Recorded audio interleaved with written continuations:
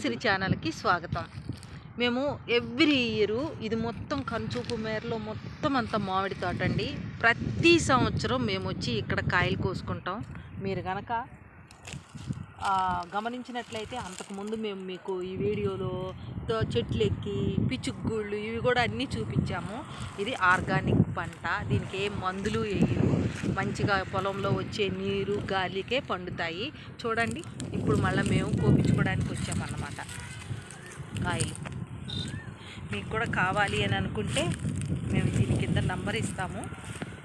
మీకు మొత్తం ఎంత పడుతుంది డజను అనేది అప్పుడు మీకు మెసేజ్ పెడతాము.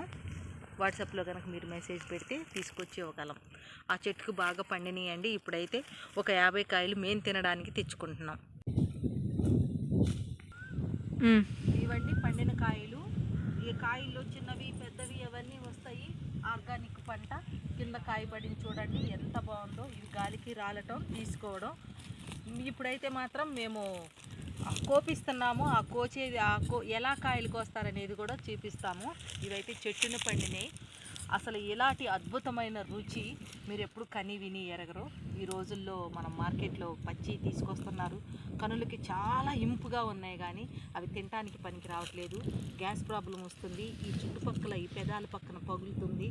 తొక్కతో తినడానికి లేకుండా పోయింది. ఇలాంటి కాయలు అయితే తొక్కతో తినొచ్చు.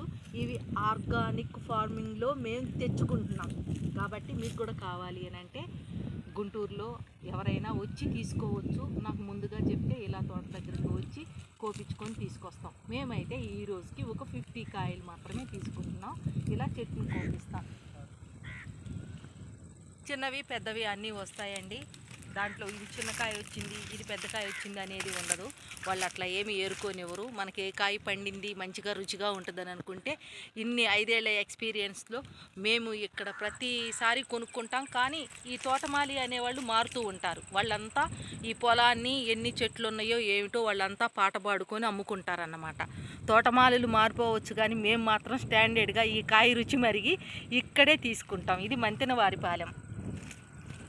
చూడండి, ఇది చెట్టు రాలింది అయినా కూడా ఎటువంటి డాగు లేకుండా ఇలా కూడా తినొచ్చు. కానీ సనతో జిడ్డుగా అంటుకుంది.